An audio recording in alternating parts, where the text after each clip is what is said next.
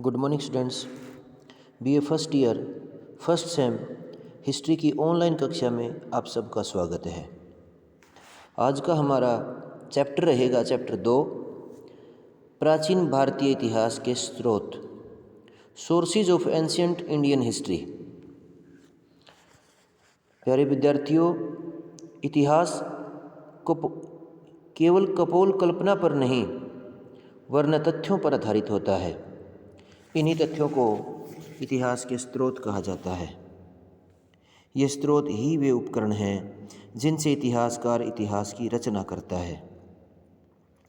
इस कार्य में वह एक वैज्ञानिक विश्लेषण की पद्धति अपनाता है और वह उन अवशेषों की प्रामाणिकता को परखता है और तब वो अपने उसे इतिहास की सामग्री बनाता है। ये मुख्यतः 3 प्रकार के स्रोत हैं, यानी जिनसे भी हम इतिहास के साक्ष्य लेते हैं उन्हें 3 रूपों में बांटा गया है।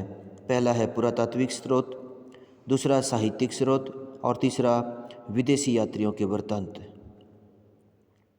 तो इस अध्याय में हम ये पढ़ेंगे कि एक इतिहासकार किस प्रकार अपने विभिन्न स्रोतों से सामग्री लेकर के और वो इतिहास की रचना करता है। तो सबसे पहले हम पुरातात्विक स्रोत की बात करेंगे, जिसे अंग्रेजी में आर्कियोलॉजिकल सोर्सेज बोलते हैं। पुरातात्विक सामग्री के अंतर्गत भौतिक अवशेष, अभिलेख, भूमि अनुदान पत्र, स्मारक भवन, समुद्री चित्रकारी व मूर्तियाँ इत्यादि आते हैं। इन स्रोतों का विशेष महत्व है क्योंकि साहित्यिक स्रोतों की तुलना में ये अधिक विश्वसनीय होते हैं। इसके 2 कारण हैं। पहला, प्राचीन ग्रंथों के रचना काल की ठीक जानकारी नहीं मिल पाती। दूसरा, ग्रंथों की रचना में लेखक का दृष्टिकोण बाधा बन जाता है। जैसे चीनी व यूनानी लेखकों ने अपने अपने दृष्टिकोणों से भारत के बारे में लिखा, ऐसी पक्षपात की बात प्राय पुरातात्विक सामग्री पर लागू नहीं होती। अतः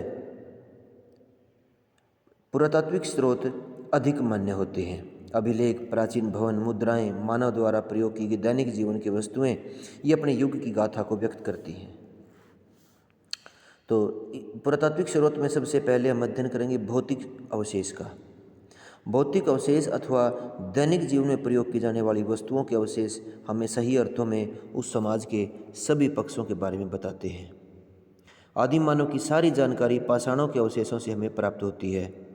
मिट्टी के बर्तनों के आगमन का ज्ञान नवपाषाण के अवशेषों से होता है।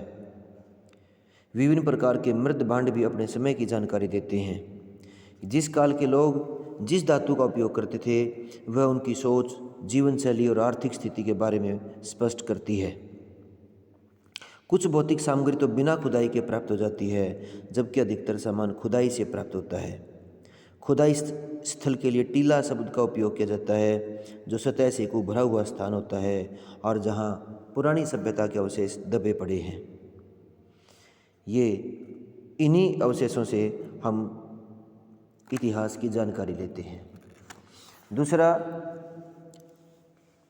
इन सारी भौतिक सामग्री का जितने भी अवशेष हमें मिले, इनका सावधानी से प्रयोग करके निष्कर्ष इतिहासकार निकालता है, जैसे वस्तु का समय, धातु, कला, वैज्ञानिक उन्नति आदि। ये बड़ा जटिल कार्य होता है। उसका काल का निर्धारण करना आसान नहीं होता। इनका ज्ञान रेडियो कार्बन विधि से होता है। दूसरा, अभिलेख। अभिलेख पाषाण शिलाओं, स्तंभों, ताम्रपत्रों, दीवारों, मुद्राओं व प्रतिमाओं पर लिखा हुआ या उत्खनित हुए होते हैं और इनमें सर्वाधिक जो अभिलेख हैं वो अशोक के हैं, जो अधिकांश प्राकृत भाषा में लिखे गए, जिसकी लिपि ब्राह्मी है, जो बाएं से दाएं लिखी जाती थी। उत्तर पश्चिमी सीमा क्षेत्र में एक खरोष्ठी लिपि भी है, जो दाएं से बाएं लिखी जाती थी।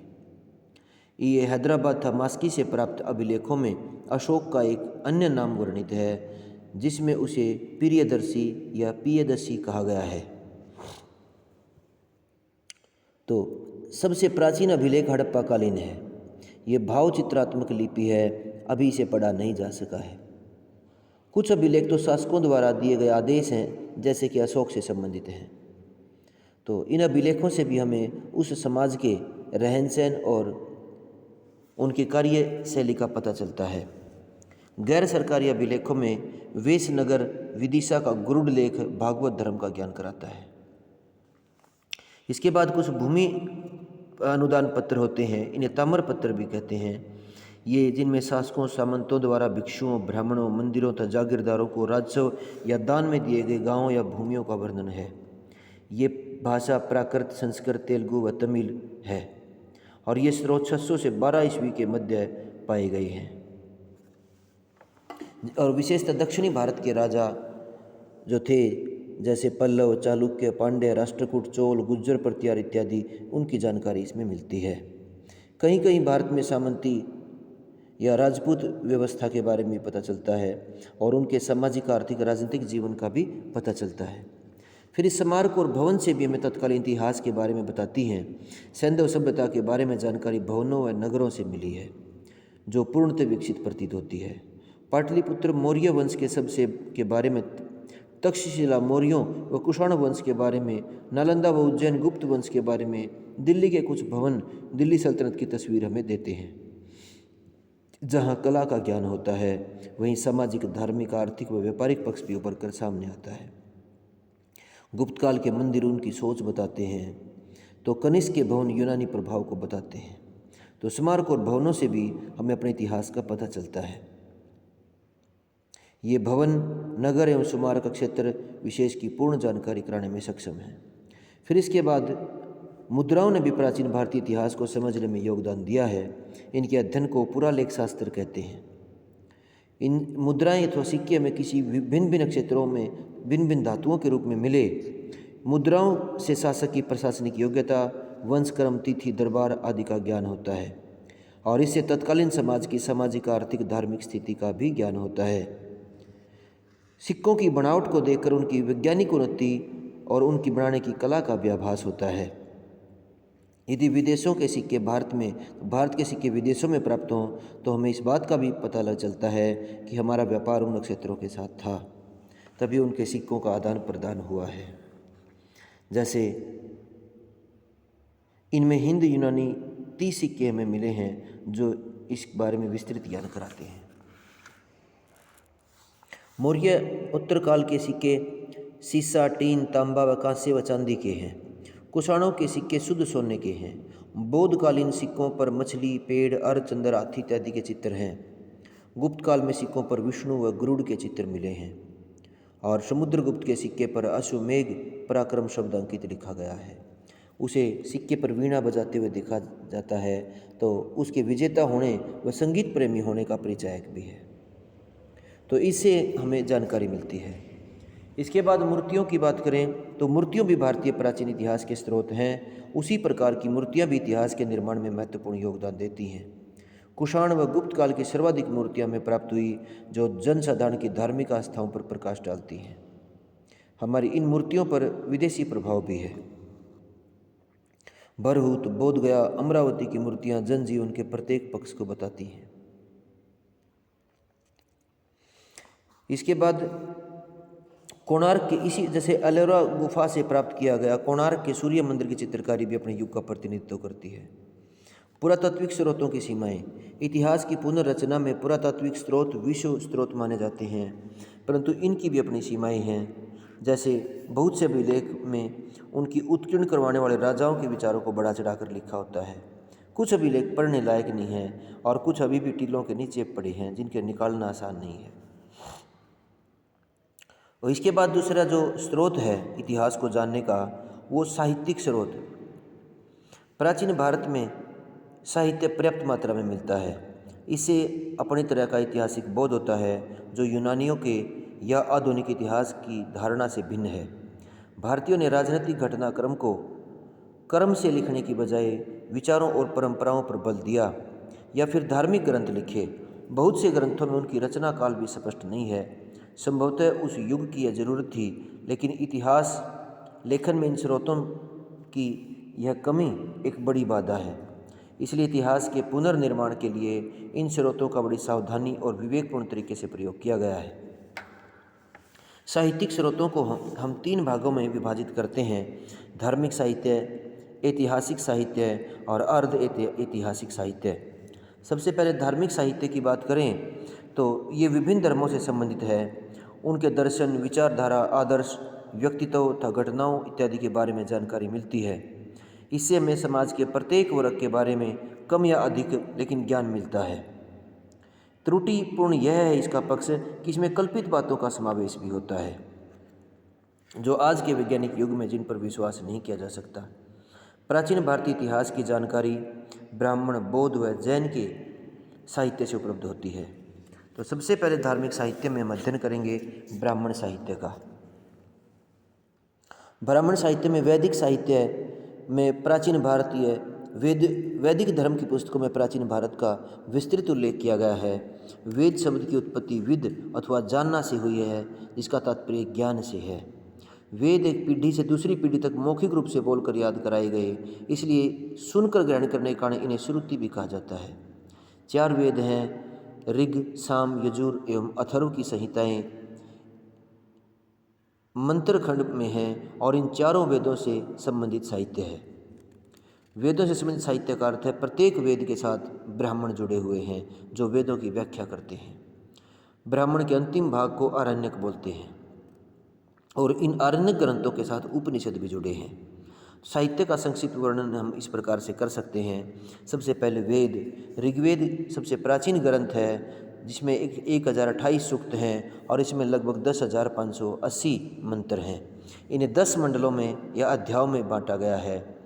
10वां मंडल जो है 10वां अध्याय बाद में जोड़ा गया है, क्योंकि इनकी भाषा शेष 8 मंडलों से भिन्न है। इसमें प्रथम और 10वां बाद में जोड़ा गया है।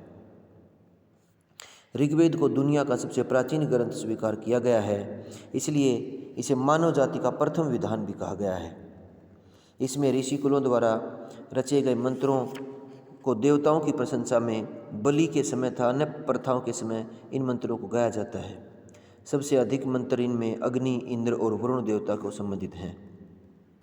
ये देवता प्राकृतिक शक्तियों के प्रतीक हैं। और ऋग्वेद में ही प्रसिद्ध गायत्री मंत्र तथा पुरुष सूक्त भी है। पुरुष सूक्त में आदि पुरुष ब्रह्मा से 4 वर्णों की उत्पत्ति बताई गई है।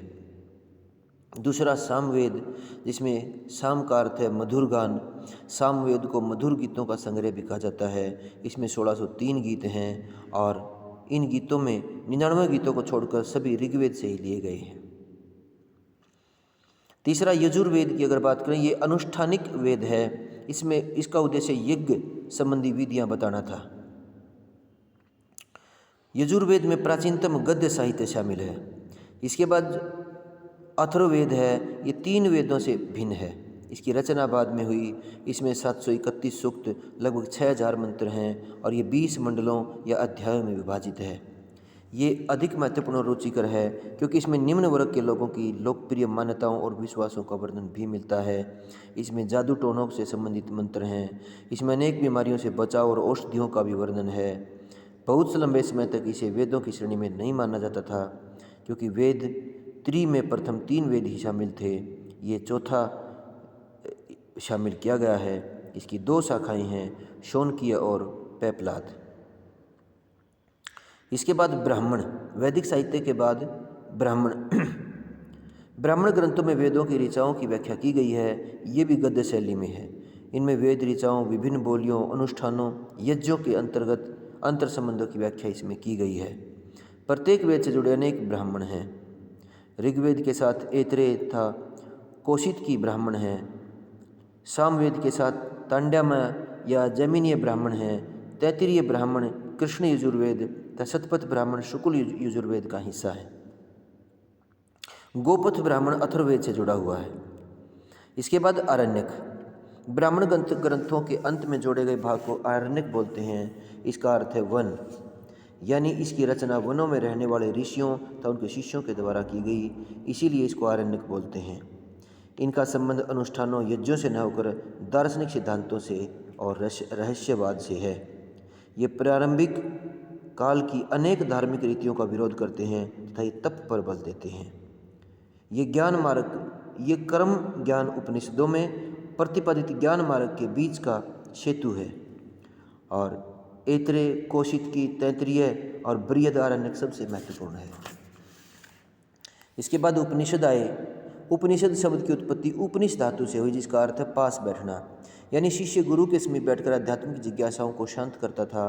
और इन उपनिषदों को तत्व ज्ञान और आध्यात्मिक ज्ञान का स्रोत भी माना जाता है। इन्हें वेदांत भी कहते हैं। ये वेदों का अंत है और उपनिषदों में प्राचीन दार्शनिक विचारों का चरमोत्कर्ष हुआ है। प्रवृत्ति दर्शन भी उपनिषदों पर जुड़ा हुआ है। वेदों के अनुसार वर्गित किए गए कुल 108 उपनिषद हैं और इनमें 12 उपनिषद सबसे ज़्यादा महत्वपूर्ण हैं।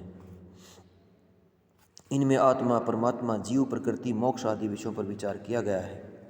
फिर रचना काल आया और रचना काल के अंदर भी विद्वानों में मतभेद है। मोटे तौर पर ऋग्वेद की ज़्यादातर ऋचाओं की रचना 1500 से 1000 ईसा पूर्व हुई है। अन्य तीनों वेद, ब्राह्मण, आरण्यक, उपनिषदों की रचना 1000 से 500 ईसा पूर्व मानी जाती है। वेदोत्तर साहित्य की बात करें तो इसमें वैदिक साहित्य में, उत्तर वैदिक साहित्य में हम इस साहित्य को लेते हैं। वेदांग हैं। वेदांग की रचना वैदिक काल के अंत में हुई। वेदांग 6 हैं: शिक्षा, कल्प, व्याकरण, निरुक्त, छंद और ज्योतिष। कल्प इसमें सबसे अधिक महत्वपूर्ण है। कल्प 3 सूत्रों में है: श्रोत्र सूत्र, ग्रह सूत्र और धर्म सूत्र। वेदों को समझने में इन वेदांगों का विशेष महत्व है तथा उनका सही उच्चारण करने के लिए भी वेदांगों का अध्ययन जरूरी है। इसके बाद स्मृतियाँ हुई। सूत्रों के पश्चात स्मृतियों की रचना हुई। स्मृतियाँ वेदों के सहायक ग्रंथ हैं और ये इसका शाब्दिक अर्थ स्मरण है। हिंदू धार्मिक साहित्य में स्मृतियों का अपना अलग ही स्थान है। वे वैदिक कार्यों के कानून संबंधी ग्रंथ हैं। इन्हें दैवीय ज्ञान का एक अंश माना जाता है। स्मृतियों में है मनुस्मृति, नारद स्मृति, याज्ञवल्क्य स्मृति तथा पराशर स्मृति आदि। महाकाव्य आए तो विशिष्ट महाकाव्यों का भी महत्व है। महाकाव्य ऐतिहासिक साहित्य के अंतर्गत आते हैं। महाकाव्य में रामायण और महाभारत की गणना होती है। महर्षि वाल्मीकि द्वारा रचित रामायण में 24,000 श्लोक हैं। रामायण में जहाँ राम अच्छाई व धर्म का प्रतीक है, वहीं रावण बुराई का प्रतीक है, वह धर्म का प्रतीक है। महाभारत वेद व्यास द्वारा रचित है। इसमें 1 लाख से अधिक श्लोक हैं। इसमें कौरव अन्याय के प्रतीक हैं तो पांडव न्याय के लिए अन्याय से लड़ते हैं। श्रीमद् भागवत गीता भी महाभारत का एक हिस्सा है, जिसे भगवान श्री कृष्ण जी के द्वारा रचित किया गया था। ये महाकाव्य उस समाज के सामाजिक, राजनीतिक, धार्मिक तथा आर्थिक स्थिति पर प्रकाश डालते हैं। फिर पुराणों का नंबर आता है। पुराण का शाब्दिक अर्थ है प्राचीन, अतः पुराण हिंदुओं के वो प्राचीन ग्रंथ हैं जिनमें प्राचीन भारत का इतिहास छिपा है। पुराण संख्या में 18 हैं। इनमें ब्रह्मा, मत्स्य, विष्णु, भागवत, अग्नि, शिव, मार्कंडेय, गरुड़ पुराण ही ऐतिहासिक दृष्टि से महत्वपूर्ण है। पुराणों की रचना 5वीं-6वीं शताब्दी तक पूर्ण हुई, क्योंकि उसमें हर्ष आदि राजाओं का वर्णन नहीं मिलता। प्रत्येक पुराण के 5 भाग हैं। तो ऐतिहासिक तथ्यों की जानकारी प्राप्त करने के लिए पुराण भी एक महत्वपूर्ण स्रोत है और शायद ये पुराण वर्तमान रूप में ईसा की 3री और 4थी शताब्दी में लिखे गए।